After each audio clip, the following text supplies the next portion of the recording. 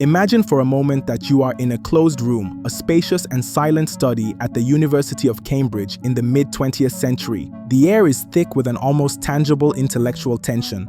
In front of you, a man with a piercing gaze and nervous gestures paces back and forth, dictating thoughts that seem like fragments of a broken mirror he is trying to piece back together. That man is Ludwig Wittgenstein, one of the most complex and fascinating minds in the history of human thought.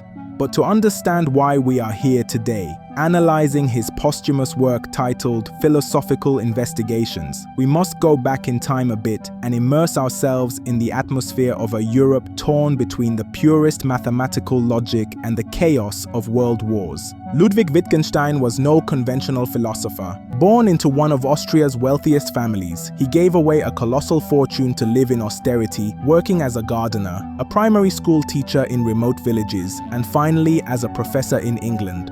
His life was a relentless search for intellectual honesty. In his youth, he wrote the Tractatus Logico-Philosophicus, a brief and powerful book where he claimed to have solved all the problems of philosophy by proving that language was simply a logical representation of the world.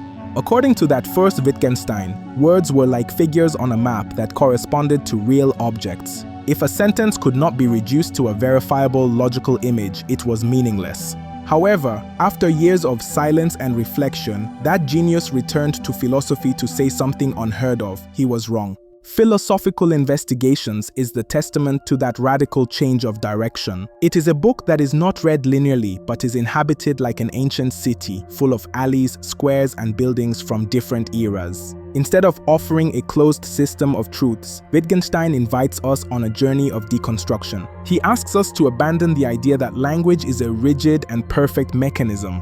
What we find in these pages is a vision of language as something living, organic, and above all, social. To understand the magnitude of this work, we must realize that Wittgenstein is attacking a tradition of more than 2,000 years, a tradition that began with Plato and sought the hidden essence behind every word. To dive in, we must address the first great pillar of this work, which is the critique of the Augustinian conception of language. Wittgenstein begins by quoting Saint Augustine, who described learning to speak as a process where adults point to objects and say their names, and the child simply associates the sound with the thing. It seems like a simple and logical explanation, right? But Wittgenstein tells us that this view is dangerously limited. It is as if someone tried to explain what money is by saying it is pieces of printed paper without ever mentioning the system of commerce, banks, debts, or symbolic value. By focusing only on the names of objects, traditional philosophy forgot that language is used for a myriad of purposes that have nothing to do with pointing at things. This inevitably leads us to another crucial aspect, which is the famous toolbox analogy. Wittgenstein asks us to imagine language not as a mirror of reality, but as a carpenter's toolbox. In it, there are hammers, pliers, saws, screwdrivers, glue, and nails. Just as the functions of a hammer are totally different from those of a pot of glue, the functions of our words are radically diverse. One word can serve to give an order, another to express pain, another to tell a joke or to say hello. The mistake of previous philosophers was to treat all words as if they were names, that is, as if they were all hammers. By doing this, they created artificial problems that did not exist in reality, but were the product of a misunderstanding of how our own tool of communication works. But to understand this deeply, we must look at one of the most revolutionary and cited concepts of the entire work, which is the notion of language games. Wittgenstein uses the term game not to suggest that language is something trivial or lighthearted, but to highlight that speaking a language is an activity governed by rules, just like chess or soccer. The fascinating thing here is that there is no single common characteristic to all games. If you try to define what a game is, you will realize that some have balls, others do not. Some are competitive, others cooperative. Some require physical skill and others only chance. What exists is what the author calls a family resemblance. Just as in a family, members look like each other because of eye color, the shape of the nose, or the way they walk, even if no one possesses all the family traits at once. The uses of language share overlapping and intersecting similarities. This idea of language games has profound implications. It means that the meaning of a word does not reside in an object it points to, nor in an abstract mental idea. Meaning is use. If you want to know what a word means, do not look for a definition in the dictionary. Instead, observe how it is employed in daily life. Imagine a builder shouting "slab" to his assistant. In that context, the word is not a description of an object but a command that triggers an action. Meaning is in the interaction, in the flow of life, in what Wittgenstein calls a form of life. Language is not an autonomous system floating above our heads. It is interwoven with our most basic activities, such as eating, walking, working, or loving. This deconstruction of essence leads us to face a problem that has haunted psychologists and philosophers for centuries: the nature of our internal experiences. How can we talk about what we feel? This is where Wittgenstein deploys his famous argument against private language. Imagine that a person claims to have an internal sensation that no one else can experience and decides to call it by a specific name, let's say the word beetle. This person keeps a diary where they write down every time they feel that beetle. Wittgenstein argues that this private language is impossible. Why?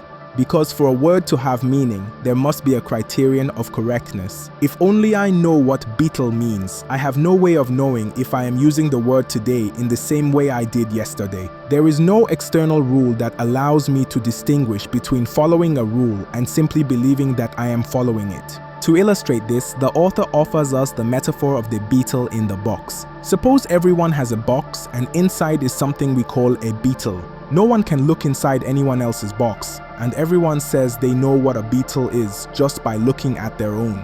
It is perfectly possible that each box contains something different, or even that someone's box is empty. However, we all continue to use the word beetle in our conversations. Wittgenstein's conclusion is devastating. If the meaning of the word is supposed to be the private object inside the box, then that object is totally irrelevant to language. Language works on what is public, what is shared, and on the practices that we can all see and validate. What happens inside our minds only makes sense when it is expressed through the social conventions of our community. This forces us to rethink modern psychology and the way we understand consciousness. We often think that our words are labels we put on pre-existing mental states. We believe that we first feel something and then look for the right word. Wittgenstein inverts this logic.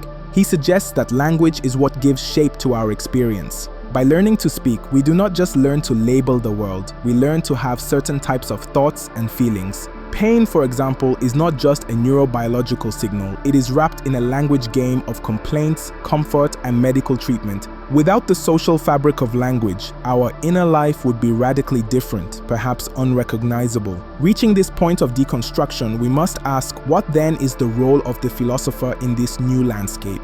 For Wittgenstein, philosophy is not a science that discovers new truths about the universe. It is not a discipline that should build grand metaphysical theories about being or nothingness. Instead, philosophy is a form of therapy.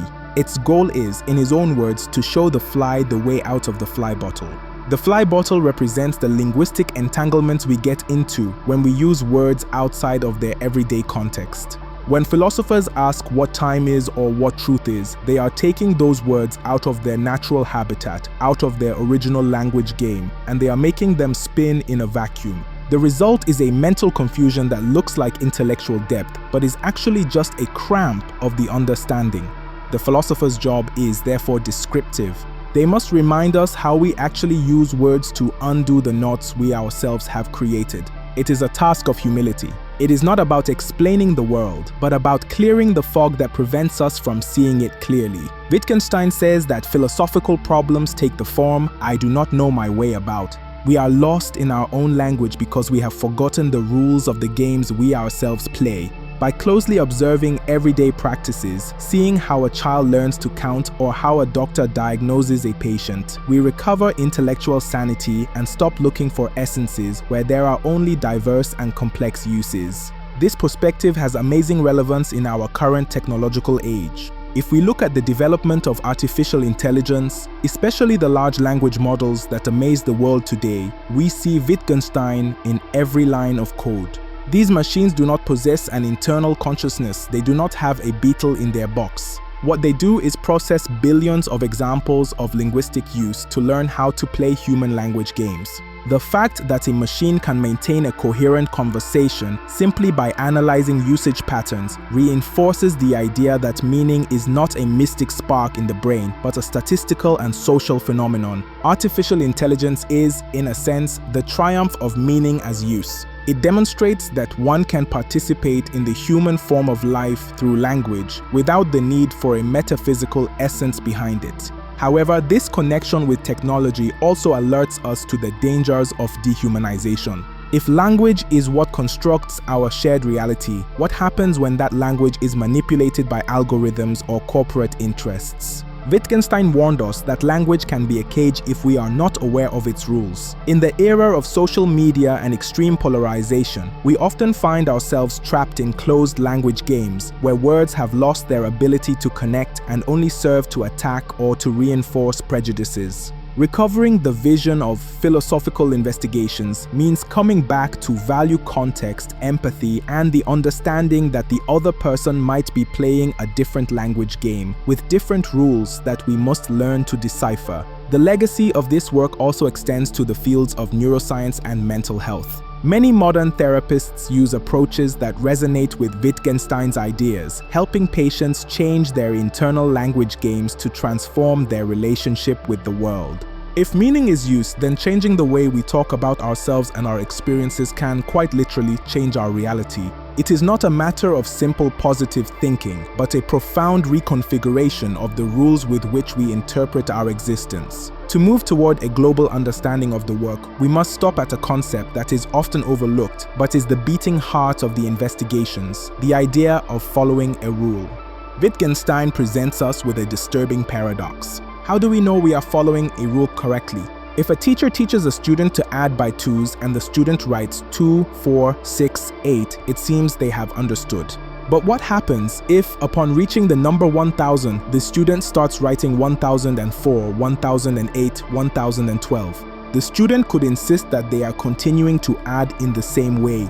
Wittgenstein shows us that no rule can determine its own application by itself. An interpretation is always needed, but every interpretation needs another interpretation, which leads us into an infinite abyss. The solution to this paradox is not logical but practical. We follow rules because we have been trained to do so within a community. It is not an intellectual decision we make at every step, but a custom, a social institution. This brings us back to the importance of community. The isolated individual cannot be the source of truth or meaning.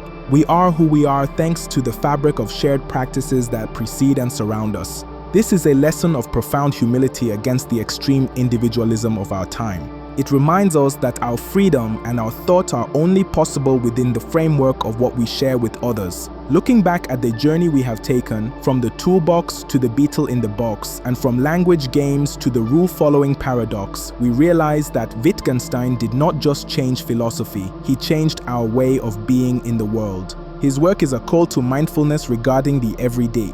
It teaches us to distrust the grand abstractions that distance us from reality and to value the infinite richness of our daily interactions.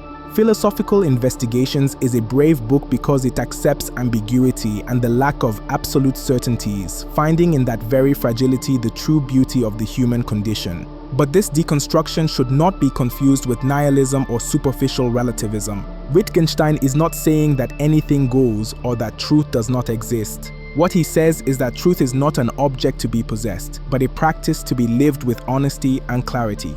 Clarity is, in fact, the supreme value in his thought. A clarity that does not simplify the complex, but allows us to see the complexity without becoming dizzy. It is the peace of mind that arises when we stop fighting against language and start flowing with it, recognizing its limits and its infinite possibilities. When considering Wittgenstein's impact on popular culture and art, we see how his insistence on context has influenced movements like conceptual art, where the idea and the use of the work are more important than the physical object itself. We also see it in contemporary literature, which plays with the structures of language and challenges the reader to participate in new games of meaning.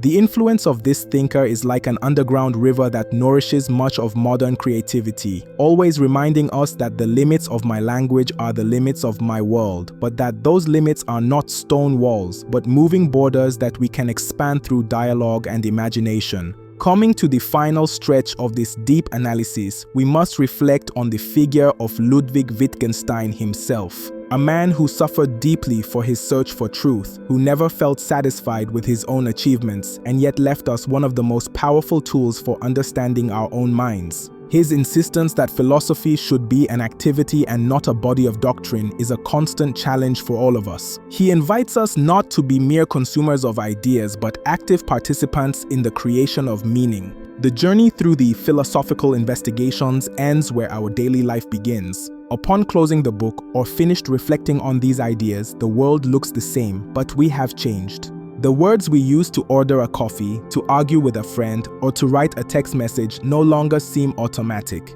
Now we see the invisible threads that connect them to centuries of history, to social conventions, and to the amazing human capacity to create order out of acoustic chaos. We have learned that we do not need a hidden metaphysical foundation for our life to have meaning. The meaning is right there in the way we care for each other, in how we work together, and in how we try, despite all our limitations, to understand one another. Wittgenstein taught us that silence is sometimes more eloquent than words, but that when we speak, we do so to build bridges. His work is a tribute to human communication in all its glorious imperfection.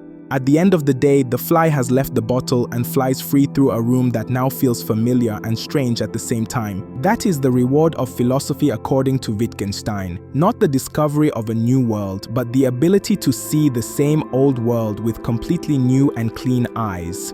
With this feeling of wonder at the everyday and with a mind cleared of intellectual cobwebs, we can conclude this journey through the depths of the thought of one of the greatest geniuses of the 20th century. May these reflections serve not as a final point, but as an invitation to observe your own language, to question your own rules, and to participate with greater awareness in this wonderful and complex game we call living. Thank you very much for joining me in this extensive essay on Ludwig Wittgenstein's philosophical investigations. I hope this exploration has given you a new perspective on the most powerful tool we possess, our word. Until next time, when we return to unravel the secrets of the great works of universal thought.